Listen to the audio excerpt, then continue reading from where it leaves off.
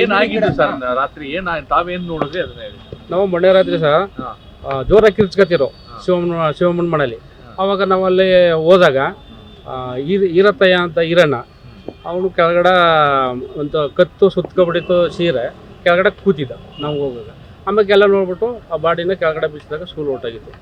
ಸೂಲು ಹೋದಾಗ ನಾವು ಪೊಲೀಸ್ಗೆ ಇನ್ಫಾರ್ಮ್ ಮಾಡಿದ್ವಿ. ನಮ್ಗೆ ಗ್ರಾಮದ ಚಿಕ್ಕ ಯಜಮಾನ್ರು ಈ ಥರ ಆಗ್ಬಿಟ್ಟದಲ್ಲ, ಹೆಂಗಾಯ್ತು ಏನಾಯಿತು ಅಂತಂದ್ಬಿಟ್ಟು ಪೊಲೀಸ್ನವ್ರಿಗೆ ಇನ್ಫಾರ್ಮ್ ಮಾಡಿದಾಗ ಇವಮ್ಮ ಓಡೋಯ್ತಿದ್ದ. ನಾನು ಕೊಲೆ ಮಾಡಿ ನಾನು ಏನೂ ಮಾಡಿಲ್ಲ, ನಾನೇನು ಮಾಡಿಲ್ಲ. ಮನೆಯಿಂದ ಈಚೆಗೆ ಓಡೋಯ್ತಿದ್ದಾಗ ಎಲ್ಲವೇ ಸ್ವಲ್ಪ ಕತ್ಲೆ ಟೈಮ್ ಅಲ್ವಾ, ಹುಲಿ ಭಯ ಅಲ್ವಾ, ಅದಕ್ಕೆ ಯಾಕಮ್ಮ ಓಡ್ತೇವೆ ಬಾ ಅಂತ ಅಂದ್ಬಿಟ್ಟು ಎಲ್ಲ ಸೇರಿ ಕರ್ಕೊಬಂದು ಮನೆಗೆ ಬಿಟ್ಟು.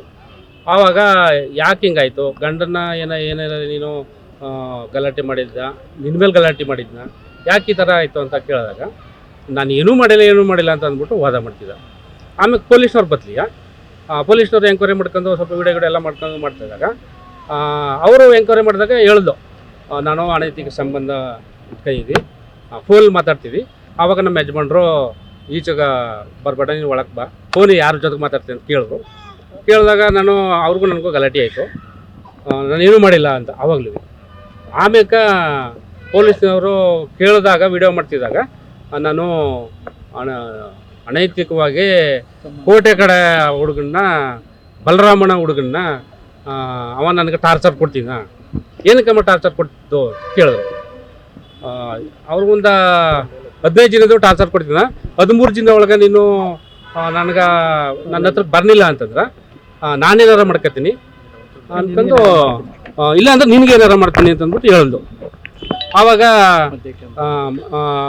ಏನಾಯ್ತು, ಪೊಲೀಸ್ನವರು ಎಲ್ಲ ರೆಕಾರ್ಡ್ ಆದಮೇಲೆ ಅವ್ರ ಹ್ಯಾಂಡ್ ಓವರ್ಗೆ ವಹಿಸ್ತು. ಅವ್ರಂದ್ರು ಇಲ್ಲಿ ಒಬ್ಬರೇ ಲೇಡೀಸು, ನಾವು ಲೇಡೀಸು ಪೊಲೀಸ್ ಬಂದಿಲ್ಲ, ನೀವ್ಯಾರ ಬೆಳಗ್ಗೆ ಎದ್ದು ಗ್ರಾಮದಲ್ಲಿ ಕರ್ಕೊಂಬಂದಿದ್ರು, ನಾವು ಕಾಯ್ಕೊಳಕ್ಕಾಗಲ್ಲ ಸರ್ ಅವಳನ್ನ, ನೀವೇ ಕರ್ಕೊಹೋಗಿ ಅಂತ ಹೇಳ್ಬಿಟ್ಟು ಅವ್ರ ಹ್ಯಾಂಡ್ ಓವರ್ ಕೊಟ್ಟರು. ಯಾಕೆ ಆ ಪರಿಸ್ಥಿತಿ ಇದ್ದಾಗ ಯಾವ ರೀತಿ ಅವರು ಸತ್ರು ಅಂತ ಹೇಳ್ತಾ ಇದ್ರು? ಅಲ್ಲಿ ಆಕೆ ಹೇಳ್ತಾ ಇದ್ದು ನಾನು ಹೊಡೆದಿಲ್ಲ, ಹೆಂಗ್ ತೀರೋದು ಅಂತಂದ್ರ ತಾನೇ ನನಗೊಂದು ಏಟು ಹೊಡೆದ, ಆಮೇಲೆ ನಾನೊಂದು ಏಟು ಹೊಡೆದಿ ದೊಣ್ಣಲ್ಲಿ ಅಂತ ಅವಮ್ಮ ಹೇಳಿದ್ರು. ಹೇಳ್ತಾ ಇದ್ರು. ಬಾಡಿ ಕೂತಿತ್ತು ಇರತ್ತಯ್ಯ ಕೂತಿದ್ದ, ಕೆಳಗಡೆ ಕಾಲುಗಳು ಇದ್ದ. ನಾವು ನೋಡುವಾಗ, ನಾವು ಕರೆಕ್ಟಾಗಿ ಅಲ್ಲಿ ಹೋಗಿ ನೋಡುವಾಗ ಆ ಥರ ಪರಿಸ್ಥಿತಿ ಇತ್ತು. ಮತ್ತೆ ಅಲ್ಲಿ ಕತ್ತಲ್ಲಿ ಸ್ವಲ್ಪ ಇದು ಕಾಣ್ತಾ ಇತ್ತು, ಮಾರ್ಕು. ತೀರು ಅದು ಒಂದು 10 ಅಡಿ ಡಿಫ್ರೆನ್ಸ್ ಅದ ತೀರು. ಆ ತೀರ್ಗ ಸೀರೆ ಕಟ್ಟಿದ್ದು ಕೆಳಗಡೆ ಸುತ್ತಿತ್ತು, ಕತ್ತಿಗೆ ಸುತ್ತಿತ್ತು. ಅದನ್ನು ನೋಡ್ಬಿಟ್ಟು ನಾವು ಪೊಲೀಸ್ನವ್ರಿಗೆ ಇನ್ಫಾರ್ಮ್ ಮಾಡೋದು. ಹೊಡೆದು ಕೂಡ ಸಾಯಿಸಿದ್ರು ಅಂತ. ಯಾವ ರೀತಿ ಸಾಯಿಸಿರ್ಬೋದು